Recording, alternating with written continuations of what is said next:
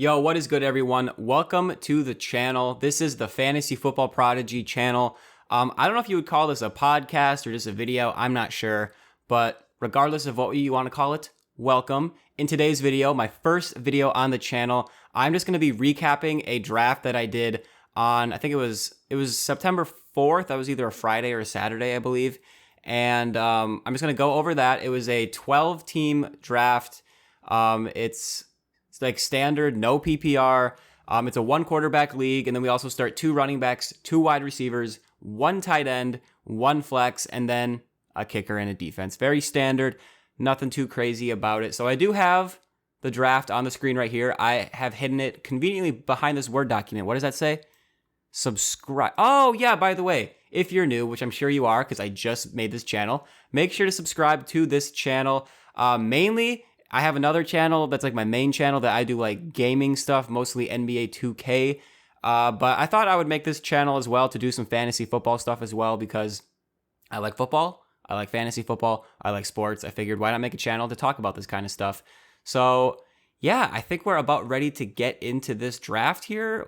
Without further ado, oh, I almost forgot to say, I have the first overall pick in this draft. So how we did this is I spun a wheel. I recorded a little video. We spun a wheel and online, and all our names were on it for everyone in the league.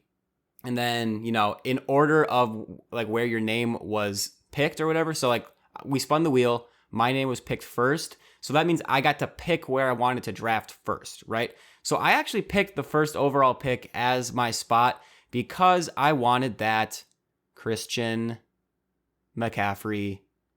I wanted him, man.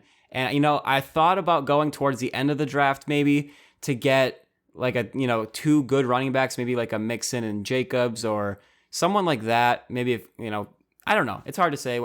Every draft is different. But I ended up going with the first overall pick. And if you guys want my perspective on like draft position, I chose first overall because I wanted CMC.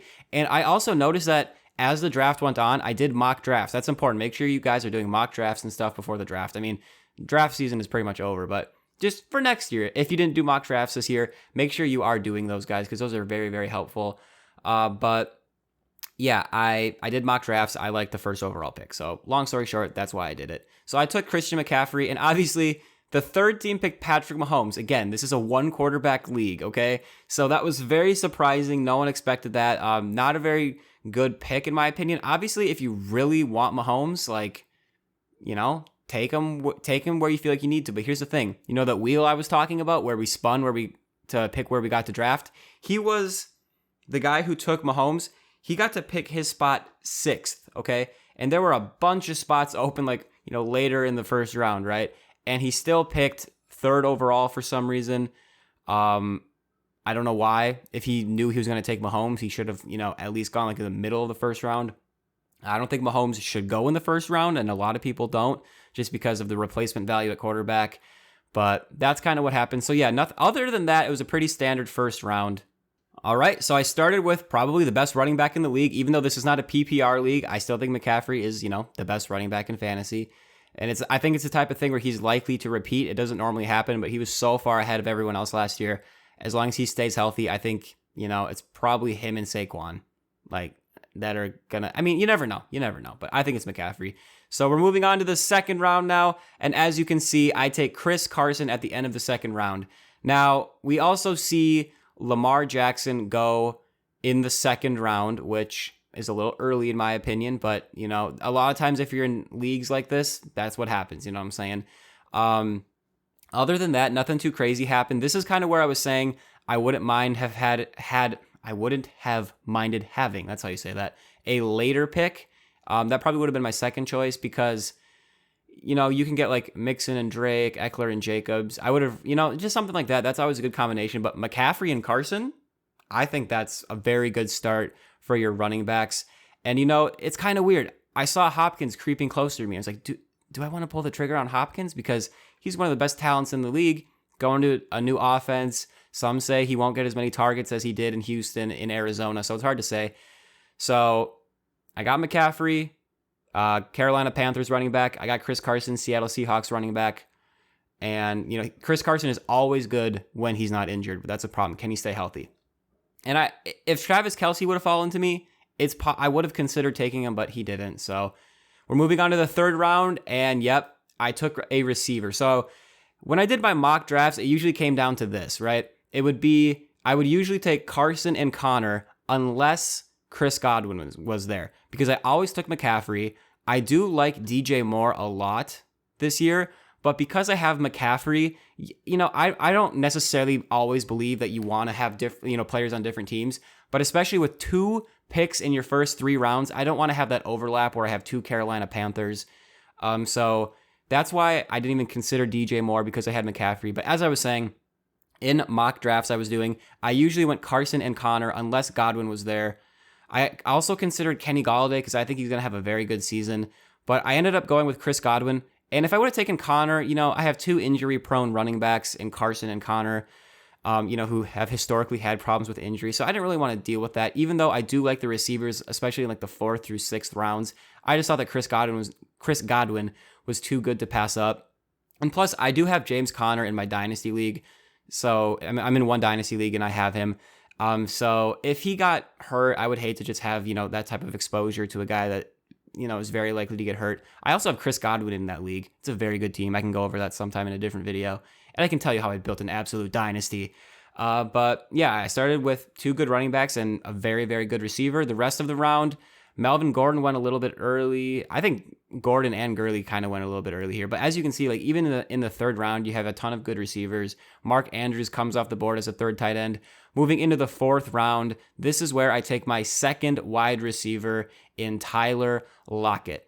So I was kind of hoping that Robert Woods would fall to me, but obviously he went at the beginning of the 4th round. A lot of people like Robert Woods. They know that he's consistent, but he has decent upside, decent offense. You know what I'm saying? Lev Bell, like a lot of these running backs in this range, like Gordon, Gurley, Bell, Taylor, Johnson, Ingram, I don't love. Like if Ingram would have fallen, I maybe would have taken him, but I don't know. That's why I think it's really important to get at least 2 running backs in these first couple rounds, or these first 3 rounds. That's why I almost took Connor, but I ended up taking Godwin and Lockett. Those are my 2 top receivers. And, Tyler Lockett, he started last year hot, and he kind of fell off a little bit in the second half of the year, somewhere around that point. But he was injured to the point where he had to be hospitalized. I can't remember what week it was, but after that, he kind of really just slowed down a little bit. But before that injury, he was just dominant, right? So I do have 2 Seahawks, which kind of goes against what I said about how I didn't want 2 Panthers, but the value was there. I couldn't really pass it up. And if Cooper Kupp would have fallen, I would rather have Cooper Kupp than Lockett probably. It's very close for me. It probably changes by day. But especially because I already had Carson, I would have taken Cooper Kupp for sure, just to have that, different teams, like, you know what I'm saying, right? And other than that, it's pretty standard 4th round, nothing too wild, no, Mahomes with the 3rd overall pick type of thing. So then after Tyler Lockett, I ended up taking my first tight end, Zach Ertz. And as you can see, who went after Zach Ertz, it was like Deshaun Watson, Fournette, Waller, and then a bunch of receivers, Dak Prescott and Keenan Allen, right? So at this spot, I didn't want to take a quarterback. Leonard Fournette went way too early. I believe he was already released at this point, so I don't know why he went this early. Or maybe he might have been signed by I don't remember. I can't remember. But either way, everyone else that didn't draft him was like, wow, that was really early. But Zach Ertz is my 3rd ranked tight end. My 4th ranked tight end. I like him more than Waller, less than Andrews. I like Kittle and Kelsey way more than any of those guys, but Ertz is my 4th ranked tight end. And instead of, adding another one of these receivers who, I like them. I thought about Cortland Sutton. I already have Lockett and Carson, so I didn't want to add Metcalf. I don't love Keenan Allen this year for fantasy. Like Michael Gallup, Marquise Brown, they have upside, but to me, Zach Ertz was the best pick for my team. I added a solid tight end. And, at the beginning of the offseason, I was like, ooh, Zach Ertz might not, be as good as he normally is. They got Dallas Goedert there. They added a bunch of receivers. I don't know. But their whole team is hurt, like always. And Zach Ertz always ends up producing. Like, I believe at the beginning of last year, he wasn't that great, but I don't know, man. It's Zach Ertz. Historically, more often than not, he's good. So I figured, you know what? I'll take Zach Ertz here. I'd rather have him than any of these receivers, to be honest. And if he hits, which he usually does, I have some sort of positional advantage over everyone, other than Kelsey and Kittle, and then maybe like Andrews and Waller and stuff like that. You know what I'm saying? So moving on, I take Lockett and Ertz, right? So we go McCaffrey, Carson, Godwin, Lockett, Ertz. We're moving down, and then we move into the 6th round. A couple quarterbacks go. A couple running backs here with question marks. You got Singletary, Hunt, Mostert, Cam Akers, Howard, Swift, Ronald Jones, who also kind of went a little bit early since they have Leonard Fournette. Again, I can't remember if Fournette was signed already when we drafted or not, but either way. And then I ended up drafting Montgomery at the end of the 6th round. And yeah, I believe he might miss week 1, but he might not. And here's the thing. It's a little bit of an upside pick. Even if he misses some time with injury, I'm willing to take that as my 3rd running back, because if he comes back and he's healthy and he produces a little bit better than last year, he'll be a good RB3. If not, you know what? I took my chance and I missed, and I can live with that. So I ended up taking David Montgomery at the end of the 6th round. And then in the 7th round, I took kind of another risk here with Will Fuller, another guy who is pretty much always hurt. So I got a couple injury prone guys, Chris Carson, Will Fuller, David Montgomery is currently injured, but Will Fuller has a crazy opportunity. Whenever he's healthy, he always produces. Hopkins is gone. I don't know. Maybe he sees more targets, maybe not. Maybe it helps him, maybe it hurts him. We'll have to see. But when you look at who else was on the board, Will Fuller, I could have taken, I had a tight end already. I was going to take Higbee. Marlon Mack, okay, maybe, he could start for a little bit. I think Jonathan Taylor will eventually take over, and if not, I think it will be a split all year. Marvin Jones, I do like. I think he's underrated all the time, but I think Will Fuller just has that little bit more of potential, whereas my wide receiver 3, I'm willing to take a risk on that. Honestly, you could have taken a lot of these players over Fuller. I wouldn't have questioned you, but I just went with Fuller. You know what I'm saying? And Antonio Gibson ended up going in the 7th round right here. And I believe, yeah, for sure, Adrian Peterson was dropped this day, I'm pretty sure. So the Gibson hype was at an all-time high.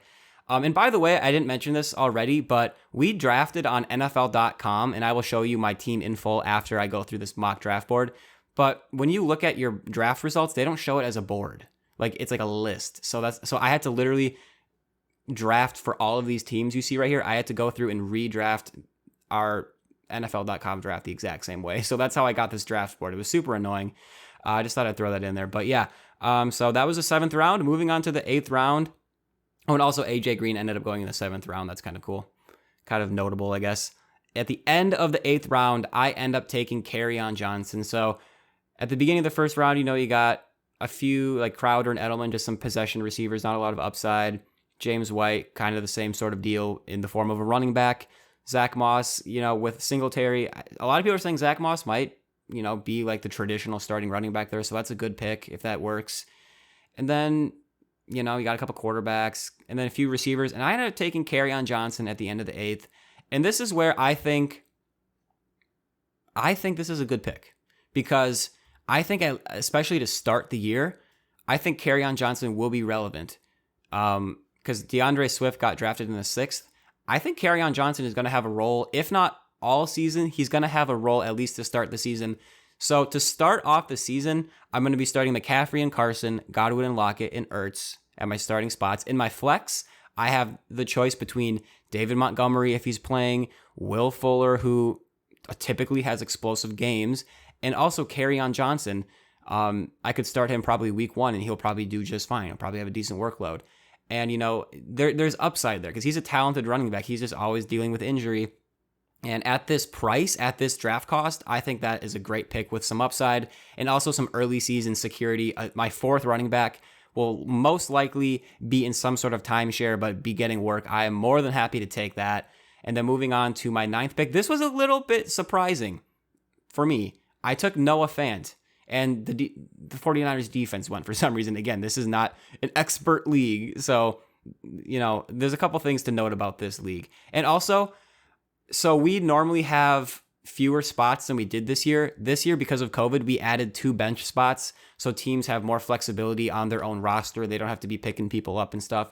So that's why I thought it wasn't the worst idea in the world to have 2 tight ends, because if Zach Ertz gets COVID or Noah Fant, what I'm saying? It's not the worst year to have a backup tight end, especially because we expanded our benches. I normally wouldn't recommend drafting a backup tight end, especially with Zach Ertz, but especially at this spot in the 9th round, Noah Fant showed upside and production in his rookie season that most tight ends don't show. And most tight ends that hit some of the metrics that he hit and some of the statistics that he hit and that big play upside, a lot of them turn out to be really good long-term players. So at this spot, instead of taking, Cohen as another Bears running back, obviously I wasn't going to take the 49ers defense. Sterling Shepard, there's 3 receivers in New York, that could do good, plus their tight end. Like, I don't know.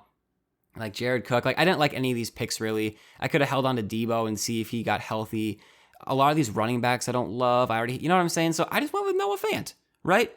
Because I would rather have Fant than any of these players in general, I would think. I mean, some of these running backs have some upside, like Damian Harris, Reichel Armstead, but I ended up going with Noah Fant, tight end for the Denver Broncos. If you guys don't know what team they're on, it's on the top right here. I want to try to actually say where they're from and stuff, but if I forget, excuse me. Kerryon Johnson, running back for the Lions. Noah Fant, tight end for the Broncos. Will Fuller, wide receiver for Houston. David Montgomery, running back for Chicago. Okay, so I think I've pretty much covered all their names and stuff. So after Noah Fant, we go into the 10th round. And as you can see, I took my first quarterback, Drew Brees. And this is after the likes of Tom Brady, Carson Wentz, Aaron Rodgers. And then to get Drew Brees right there, I think this is one of the steals of the draft. I waited until the 10th round to get my quarterback. And I already filled up my roster very, very nicely before that. And, A.J. Dillon went there, like Preston Williams, Henry Ruggs, Sony Michel. Like, to get Drew Brees, who's always, except for that year or two where New Orleans was super run heavy and they weren't throwing the ball a lot, Drew Brees is pretty much always productive when he's on the field. He will be a quarterback 1. He has the upside to be, an elite quarterback. I just think he'll be, a mid-range to low-end quarterback 1. But he always has that upside. He has the most 5,000 yard passing seasons out of every quarterback ever, I'm pretty sure, right? So I don't think you can go wrong with Drew Brees as your starting quarterback in the 10th round. To me, this is why you wait on quarterback, guys. You can get, especially in a 1 quarterback league, you can get Drew Brees in the 10th round versus taking Patrick Mahomes with the 3rd overall pick. Because that's what I'm talking about, guys. There's replacement value at the quarterback position. Even if I waited on Drew Brees, I guarantee you I could get another good quarterback. But Drew Brees, to me, he represented just value that I could not pass up, especially when you look at the other players that are on the board here. I couldn't pass it up. And then in the 11th round, I ended up taking Mecole Hardman. To me, that he has elite upside. Sammy Watkins is kind of viewed as the number 2 wide receiver there behind Tyreek Hill in Kansas City for the Chiefs. But I think Mecole Hardman, he has crazy upside. When he was drafted to potentially replace Tyreek Hill because he was dealing with issues. His future was in question. And I think he's going to have a role this year. And if he doesn't, if he's irrelevant, I can cut him, right? It's the 11th round. Obviously, that wouldn't be ideal. But we're getting to the point where a lot of these players, I'd rather draft for upside here. And when you look at this draft, you have Gronk, who's going to be he's with 2 other tight ends, Cameron Brate and Jordan Howard in Tampa Bay. I think Rob Gronkowski, I don't think he's going to be that good this year. Maybe he will. Maybe he'll get some touchdowns, but I don't know. Emmanuel Sanders, I don't love it. I'm going to be honest. You look at the other picks in this draft.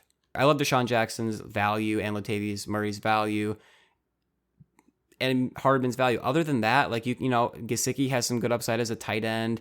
There's some other good quarterbacks going here. But you see what I meant when I said Drew Brees was kind of such good value. He kind of represented a tier break because even though I love Stafford and Cam Newton, to me, Drew Brees is much more secure. That's why I was happy to take him as my quarterback 1 right before guys like Stafford and Cam Newton started going off the board.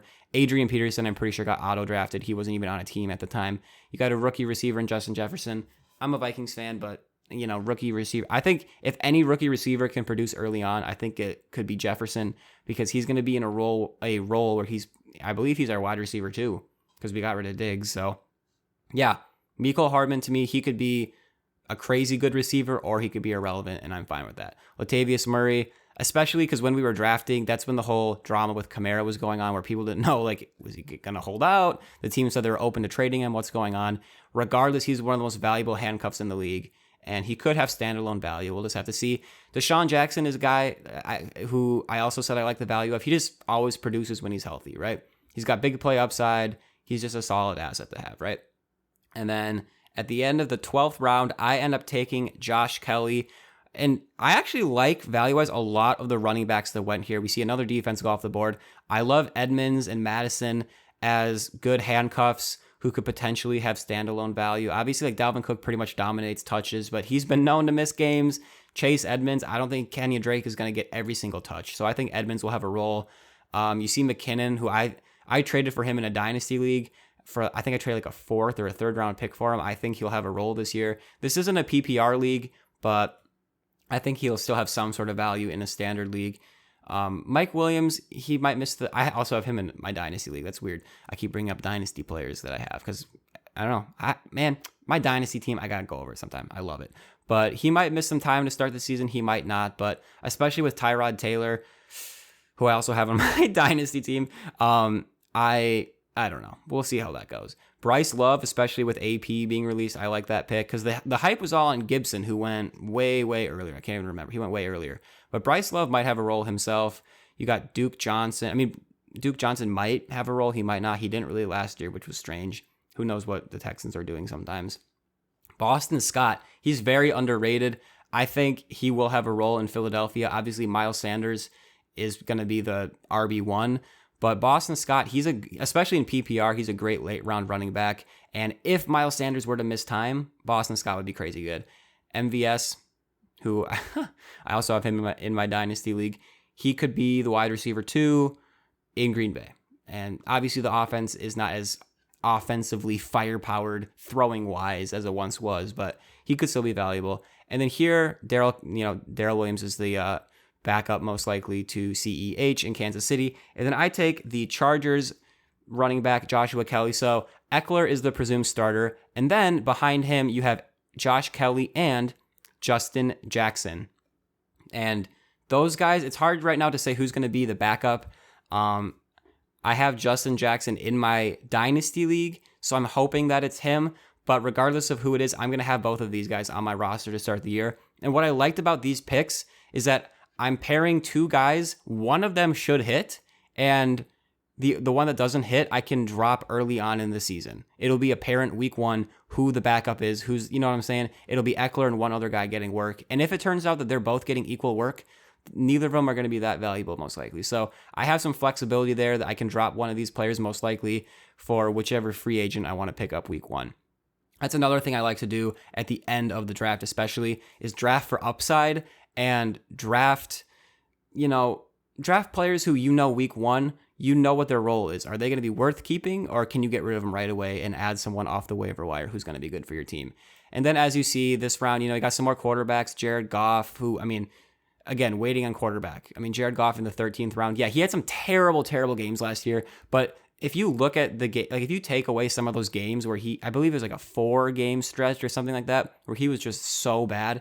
If you look at the rest of the season outside of that, he's such a good value at this spot. You have some kickers, defenses, Joe Burrow goes there, Sammy Watkins, and I took Mecole Hardman a couple of rounds before that, but I think that's right. I really do. And then we move on to the 14th round, and this is where I take another quarterback. And I have Drew Brees as my starter. And again, we expanded our benches. We have COVID stuff going on. You never know what's going to happen this year. And I just love this value in Daniel Jones because he showed, it's kind of like Noah Fant.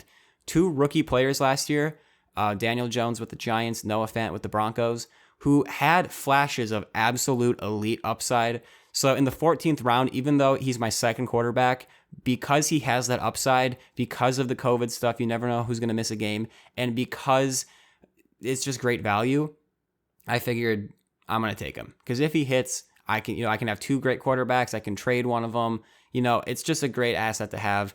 I'd rather have him over the likes of some of these guys that ended up going in the 15th round.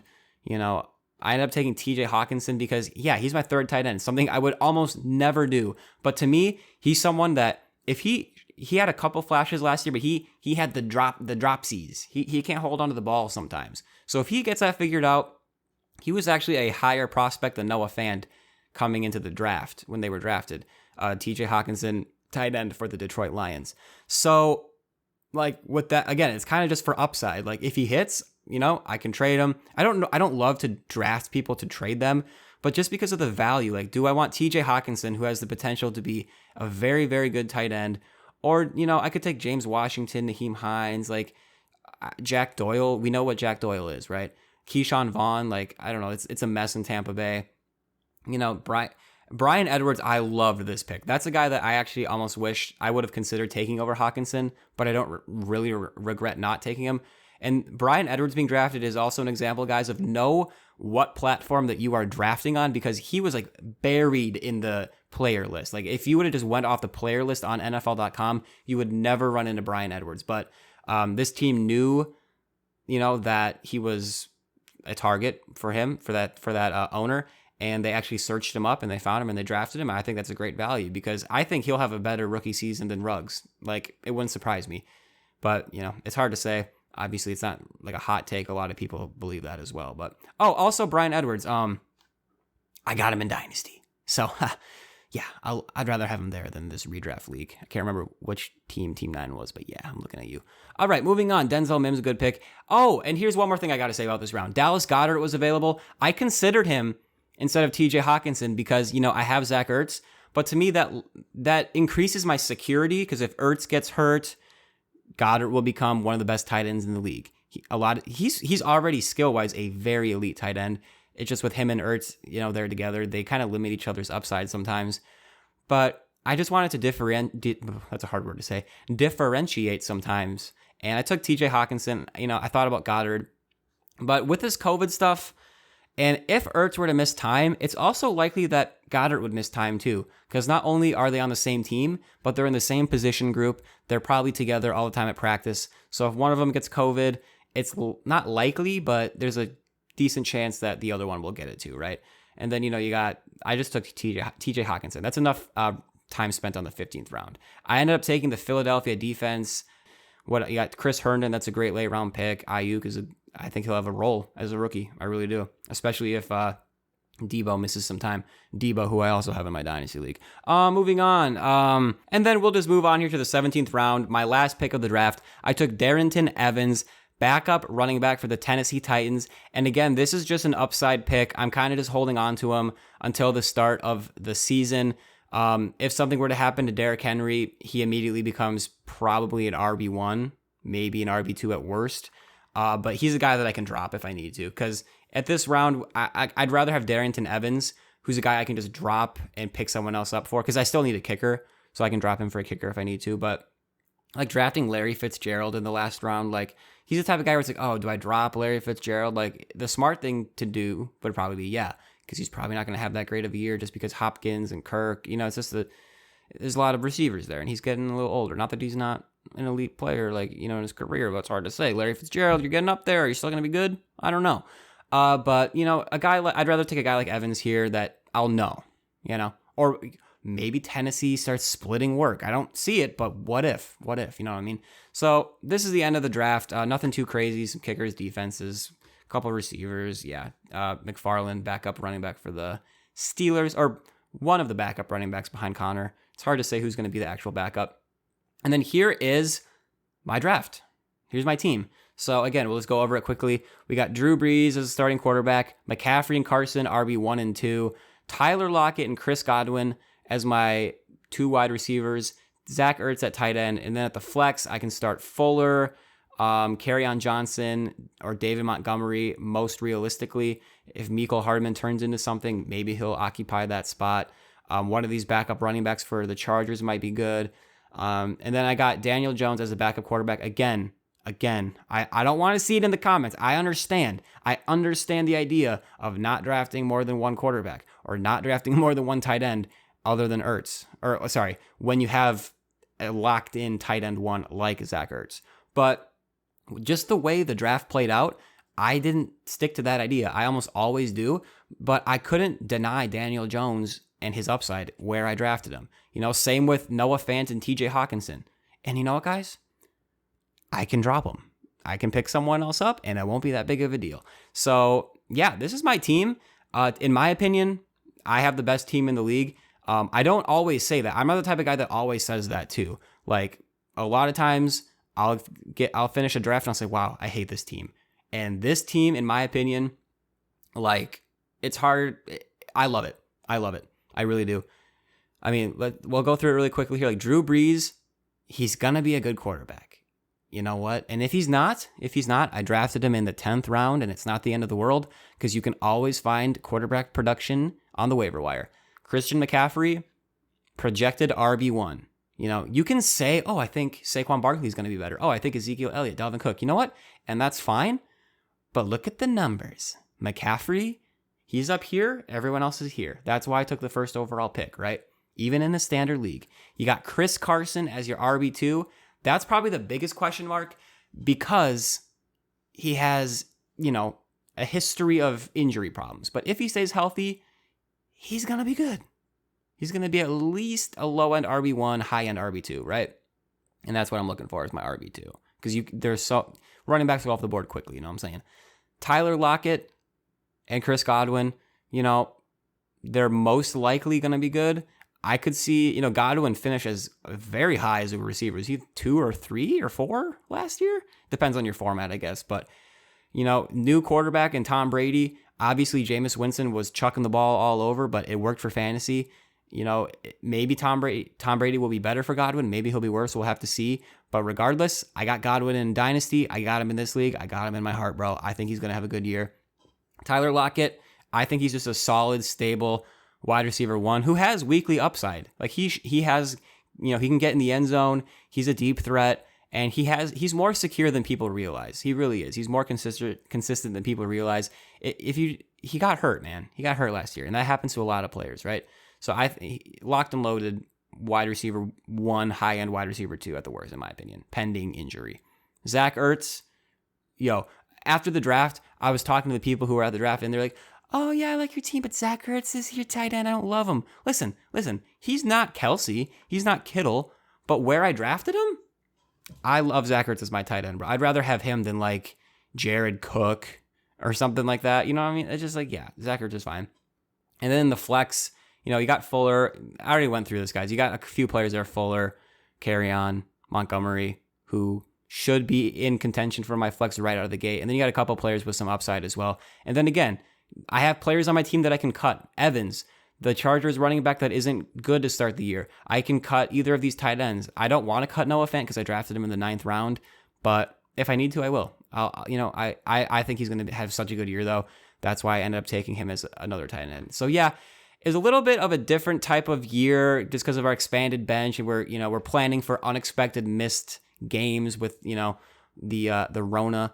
And, oh, yeah, I took the Eagles defense because they're playing Washington week 1. It was between them and the Chargers defense, who was playing Cincinnati. I ended up taking the Philadelphia Eagles. They're both on the road, so I was like, yeah, let's just take Philly. Why not? So, yeah, this is my draft. This is my actual draft for my actual league that I'm actually in. It's been going for a while. And this is my team. Like, let me know down below in the comments what you would have done differently. I'll pull up the draft board again. If you would have done anything differently, what you like about this team, what you don't. And yeah, let me know. I want to hear you guys' thoughts. And yeah, that is pretty much going to do it for my first video on this channel, guys. So make sure to subscribe to this channel. I want to post more just fantasy football stuff. I just love talking about it. I think it's very interesting. And I just want to hear what you guys think as well. So make sure to drop some comments down below, like the video, make sure to subscribe to the channel so you can see more of this type of content. And yeah, I'll see you guys later. Peace out and be a prodigy.